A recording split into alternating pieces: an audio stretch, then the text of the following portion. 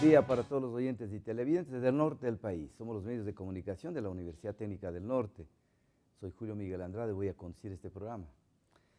Hoy nos visita el Alex Hernández, es psicólogo educativo, orientador vocacional y doctor en psicología gestáltica. Él se graduó en México. Sobre el tema de la mañana que vamos a tratar, el alcoholismo. Y antes de empezar el tema, pues vamos a ver algunos tips publicitarios.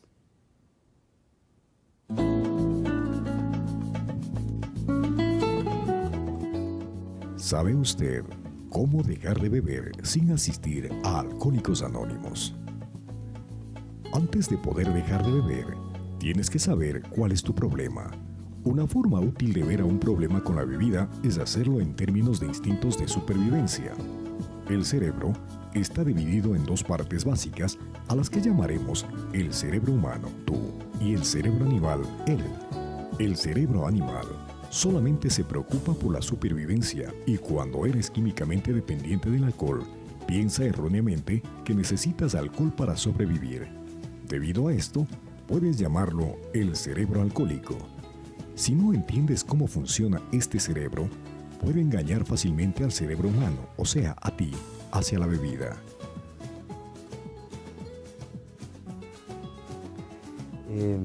Nosotros tenemos a nivel regional, después de Venezuela, Ecuador es el segundo país en la región andina de mayor consumo de alcohol.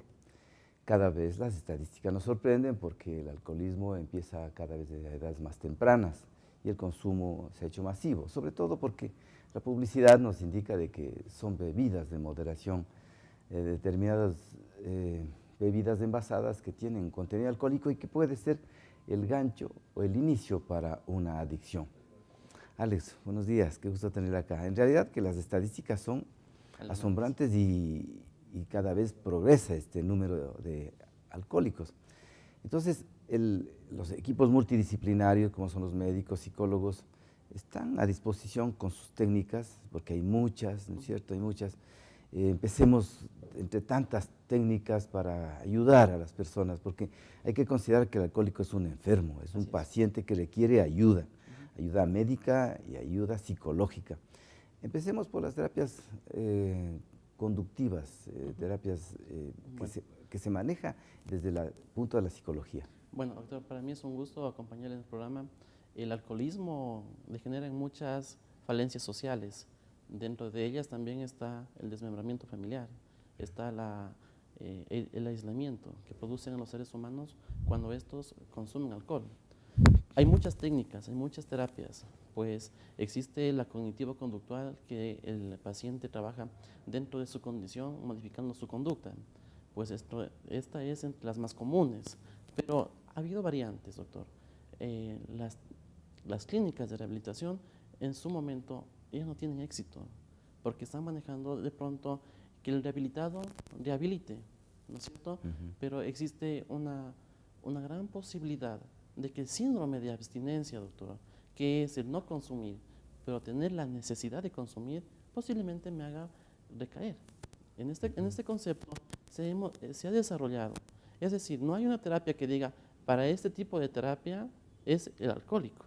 Hay que analizar mucho el concepto familiar y hay que analizar mucho el concepto del individuo. Hay que individualizar. Hay que individualizar. Un alcohólico no puede ser el mismo que todos los demás. Hay que analizar del por qué. Hay que analizar de cómo, ¿sí?, interviene su formación neuronal, en tal caso, para producir una adicción. Habrá personas que prueben el alcohol y no les guste simplemente. Habrá personas que tengan una necesidad de consumirla. De pronto, no hemos hablado mucho de las personalidades adictivas, ¿sí? Es que dicen, y a veces viene la preocupación familiar que dice, pero él es el borracho, tiene hermanos pero no toman, pero no hemos individualizado al paciente para que, ¿por qué? Del motivo de que el individuo se orilla a refugiarse al alcohol. El alcohol tiene varias consecuencias y varias etapas en las cuales se maneja como ser humano. Primero es la negación, ¿sí? La negación es que yo puedo dejarlo cuando yo quiera. Yo manejo el alcohol. Y en realidad vemos que los índices de alcoholismo, como usted bien dijo, están supremamente alarmantes. Nosotros tenemos una estadística que somos segundos en consumo de alcohol y muy particularmente aquí en Imbabura, doctor, somos la segunda provincia que consume más alcohol. En edades tempranas. En edades tempranas, sobre todo. El día de ayer yo estaba en una charla en uno de los colegios de acá y coordinábamos con DNA, con los agentes de antinarcóticos, y lamentablemente encontramos que en las mochilas escolares, en un envase de una gaseosa, hay alcohol, ¿sí? ¿Y dónde consumen? Pues antes el consumo posiblemente hubiese sido en un parque, hubiese sido de pronto en una reunión de amigos, en la casa de un amigo. Doctor, hoy en día, lamentablemente, nuestros adolescentes de octavos, novenos y décimos, estamos hablando de edades de 12, 13, 14 años, consumen alcohol en las aulas de clase. ¿Cómo no preocuparnos por estas problemáticas? ¿Cómo no decir, hasta ahí no más del consumo de alcohol? ¿Por qué no cortar esta cadena que se ha convertido? El alcohol lamentablemente es una droga social aceptada, que la puede comprar cualquier persona a partir de los 18 años. Pero eso es una mentira conocida a voces. Usted puede comprar desde que tiene 10 años, 11 años, en cualquiera de los centros de expendio, y mucho más grave, puedes encontrar a víctimas de violencia sexual, a víctimas de maltrato familiar, cuando hay la presencia del alcohol. Entonces, ¿qué hacer con ello? No podemos recriminar al paciente. El paciente no busca enfermarse, doctor. En este punto, el alcohólico de pronto no quiere convertirse en un adicto al alcohol, ¿sí? El alcoholismo, pues lamentablemente va acarreando. Esto es como una ola del mar. Si usted está a un lado, pues tranquilamente puede salvarse. Pero imaginémonos que es como un tsunami, arrasa con todo, pues, y va deteriorando a la familia, y va deteriorando sobre todo el yo, ¿sí? En este caso, la preocupación es general y en este tratamiento para salir de este problema social y sobre todo de un problema de salud pública, tiene que intervenir familia, educadores y sociedad y autoridades. Y es importante que cada uno conozca el rol. A una persona alcohólica no es lo indicado aislarle socialmente, no es contraproducente porque le estamos botando pues más leña al fuego. Lo importante es que tengamos que resurgir a este individuo. Igual al padre de familia que está quedándose sin su vida hoy en día es su familia. Nosotros tenemos que dedicarnos a nuestro vínculo familiar para poder lograr un bienestar. Y tenemos que trabajar con ellos, porque es muy complicado hacer una terapia del perdón a la persona que de pronto ayer llegó con tragos encima y empezó a botar las cosas, por ejemplo. O agredir a las personas. ¿No es cierto? O simplemente a la persona que llega y cuando es sobrio, pues tiene un carisma, tiene un especial trato. Pero cuando está con los tragos encima, pues cómo modifican su conducta, ¿no es cierto? Cómo van alterando su comportamiento. Y debe ser complicado, debe ser difícil para la familia encontrar la solución. Pero sin familia, doctor, hoy en día nos hemos dado cuenta que sin familia los seres humanos no somos nada, ¿no es cierto? Entonces, entre tantas técnicas que hay ante una realidad, que estamos observándola con las estadísticas que nos sorprenden, empieza la terapia cognitivo-conductual, ¿no es cierto? Que los psicólogos manejan muy bien el yo quiero, yo puedo. Eso justamente, ¿cómo lograr que el paciente quiera salir de su enfermedad? Hay una técnica y hay que promocionarle. Aquí en Ibarra existen algunos grupos de autoayuda, automutuayuda, en las cuales se promociona el yo quiero, yo puedo y yo voy a salir, ¿no es cierto? Existe una terapia muy bonita que se llama los 12 pasos. Cada paso no es que lo va a dar en un mes, posiblemente le tome años, ¿sí? Hay 12 pasos, 12 tradiciones en las cuales el yo quiero es, primero, yo quiero salir de esto, ¿no es cierto? Muy contrario y muy contra fuerza a lo que digo, yo quiero, yo puedo salir en cualquier momento, pero en cambio cuando yo acepto que el alcohol a mí me vence, ¿sí? Porque si vamos a una lucha de poder, el alcohol es más fuerte, ¿sí? Si yo le puedo sacar de mi vida al alcohol, eso no quiere decir que mis hijos, mis familiares, puedan también salir de aquello. Si a mí me funcionó algo, posiblemente a mis familiares no les funcione. Entonces, nace del individuo, de lo más íntimo del individuo, doctor, del inconsciente, porque somos unos inconscientes al beber, ¿no es cierto? Tenemos que trabajar este inconsciente, convertirlo en subconsciente, ¿no es cierto? El yo quiero. Y cuando ya se convierte en un subconsciente, yo puedo.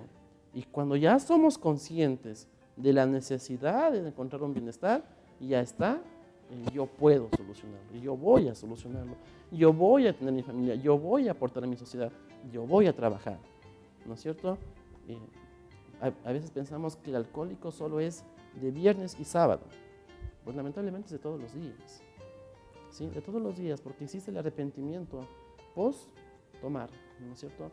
El fin de semana tomó, el domingo agredió, y viene la vergüenza social el día lunes, viene el arrepentimiento moral el día martes, y viene la súplica piadosa los demás días. ¿Cuál es la súplica piadosa? Hijos, perdónenme. Papá, perdónenme. No sé lo que hago cuando estoy tomando. Esta es la última vez, ¿no es cierto? Te prometo que es la última vez. Y cuando ya están armonizados, entre comillas, los ambientes familiares, porque nosotros, doctor, no solo en alcoholismo, en nuestra vida, tenemos que erradicar el resentimiento, ¿sí? La clave de la terapia es erradicar el resentimiento. Te perdono, pero no olvido. Entonces no ha perdonado. Está guardado en un cajoncito de su corazón, en un cajoncito de su mente, el resentimiento. Y entonces cuando nosotros vemos ese cambio social, que posiblemente algunos lo hagan cada semana, otros lo hagan cada 2 meses, habrá alcohólicos sociales que lo hagan una vez al año, pero qué feo es ese sentimiento de súplica, de compasión, porque no solo trabajamos con el individuo, y también está el conflicto del yo. ¿Cómo entro en mi conflicto? ¿Cómo empiezo a abarcar las soluciones de aquello? Porque esa sería terapia cognitivo-conductual. Yo puedo, yo quiero y yo deseo salir. O sea, hay ese cambio interior, ¿no es cierto? Pero claro, esto va de la mano del acercamiento familiar. Si no, no se puede hacer nada. ¿Cómo va a trabajar la pareja recibiendo capacitación para que ella le pueda ayudar? Y también cómo van a trabajar los hijos. El trabajo de la familia se convierte en vital cuando han entendido, entienden y solucionan los problemas juntos. Como yo le decía anteriormente, nadie busca enfermarse. El alcohólico no busca convertirse, no busca desarrollar una adicción. Lamentablemente el alcohol va embaucando. Entonces la familia también tiene que recibir terapia, porque también está transgredido en su emoción. Vamos a ver un pequeño vídeo que nos ha preparado nuestro equipo de trabajo. Adelante.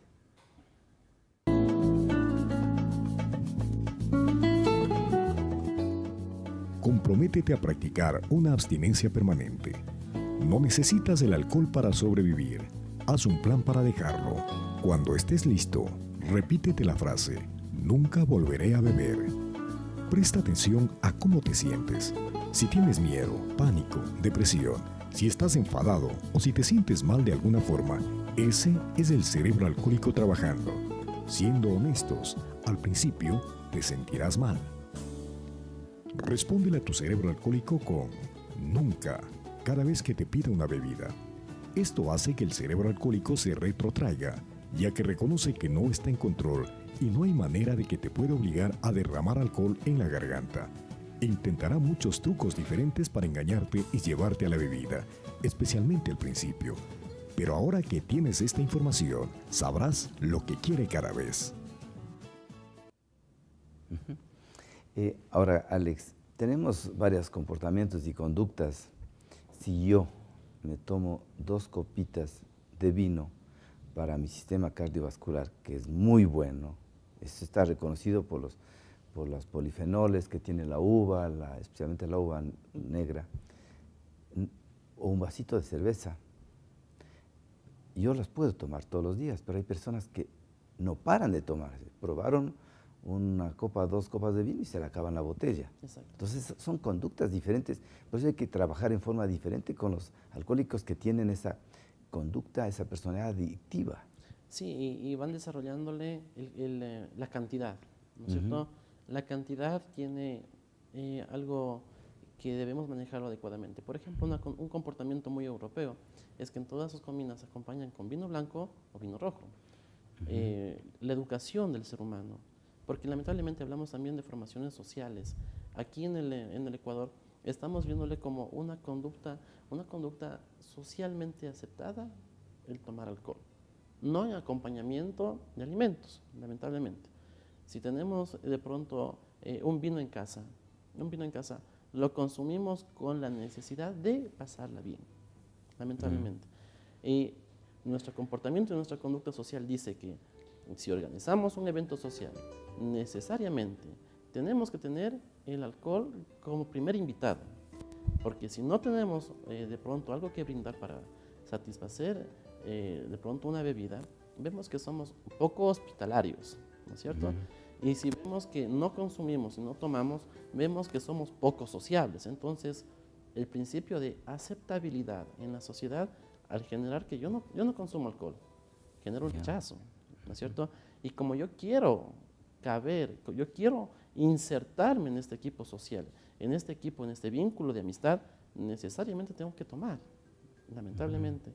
Pero nuestra educación, nosotros tenemos que empezar a trabajar desde un ambiente asertivo hacia nuestro comportamiento conductual. Tener la suficiente valentía de saber decir no en el momento adecuado. Podemos decirlo no. Podemos decir, ¿saben qué? Esta es la última. Y así nosotros podemos ir saliendo, ¿no es cierto? No solo en el alcohol, doctor. Existe hoy día una ansiedad, existe hoy día un... Por comer. Por comer. ¿Sí? Existe hoy día una ansiedad por comprar. Lamentablemente estamos cayendo en la ansiedad de la tecnología y de las redes sociales, ¿no es cierto? Es decir que si no es por un lado, es por el otro. Y entonces, ¿cómo tenemos que manejar nuestra inteligencia emocional? Hoy en día muy poco se practican los juegos de mesa. Y si se practican los juegos de mesa va acompañado de un whisky, de un vino, de algo que vaya a deteriorar. Y hay algo consistentemente preocupante, doctor, y que salió en los noticieros la semana anterior. En Ecuador no hay licor que no haya sido adulterado, lamentablemente, ni el exportado. Entonces, muy pocos, hay un margen muy bajo en el porcentaje en la cual el licor es 100%, entre comillas, puro de cómo se lo elabora. Lamentablemente aquí consumimos la viveza que tenemos los seres humanos, sobre todo el ecuatoriano, no consume licor 100% elaborado en la fábrica. Algo de adulteramiento tiene. Entonces, ahí nace nuestro principio de consumo también, ¿no es cierto? Y tenemos que trabajar desde todas las esferas biopsíquicas del ser humano. Las esferas biopsíquicas del ser humano es comportamiento, aceptabilidad, incrustación social, comportamiento social, que es muy distinto al comportamiento familiar. El ser humano modifica su comportamiento. Casa, escuela, trabajo, amigos. No es el mismo ser humano. En algún lado va a tener alguna falencia. Por ejemplo, en casa. Por ejemplo, puede ser que en casa es agresivo, es mal genio, pero con su grupo de amigos no lo es. Entonces tenemos que analizar estas esferas del biocomportamiento para ir determinando el principio y la clave de la solución, doctor, es tener un buen diagnóstico. Una vez que se ha diagnosticado, usted empieza con las terapias, como hemos dicho, la terapia cognitivo-conductual. Yo quiero salir, el acercamiento familiar. ¿Cómo interviene también la inteligencia emocional, el yo y el super yo? El yo y el super yo, ¿no es cierto? Tenemos que enmarcarlos dentro de la terapia. El yo en mi familia, el yo en mi trabajo, lo que yo le decía, el comportamiento biopsíquico social, y el super yo trabaja mucho en inteligencia emocional. La inteligencia emocional es en tener un poder superior. El poder superior, algunos tendrán conocido como Dios, otros tendrán conocido como conciencia, y esto le hará pues sentir bienestar, estabilidad. Y el superyo, cuando manejamos el superyo, no estamos hablando de egocentrismos ni idolatrismos, particularmente del ser humano, sino más bien del comportamiento adecuado hacia la solución de los problemas. Alex, nos llega una pregunta. Doctor, buenos días. Saludos desde la ciudad de Tulcán. Muchas gracias. ¿Tabaquismo tiene el mismo tratamiento que el alcoholismo? ¿Qué terapias alternativas existen? con el tabaquismo y el alcoholismo. Más casi de la mano, ¿no? Van de la mano. Particularmente cuando una persona ha dejado de consumir alcohol, casi siempre lo reemplaza. Aquí viene una premisa fundamental. Una adicción se soluciona con otra adicción. Los alcohólicos que han pasado inclusive recluidos en clínicas salen después como fumadores, pero Y cada vez... crónicos. Y cada vez, sí, lamentablemente dicen que es más fácil quitar el cigarrillo porque es menos perjudicial. No, es una adicción. Entonces, Alex, contestando la pregunta, la misma terapia que se hace para el alcoholismo hay que hacerla con el Hay que tabaquismo. individualizar al paciente. Individualizarla. Así de exacto. sencillo. Conocer el vínculo familiar, conocer cómo es su familia y conocerle a ese individuo del por qué está consumiendo, ¿no es cierto?, cigarrillo y por qué está consumiendo. Y hay que, la clave de todo esto es que tenemos que rehabilitar al ser humano. Cuando rehabilitamos al ser humano, no estamos rehabilitando al consumidor, sino al ser humano como tal. Ya. Y lograr, el camino de estas terapias van a la interiorización del conflicto, ¿no es cierto?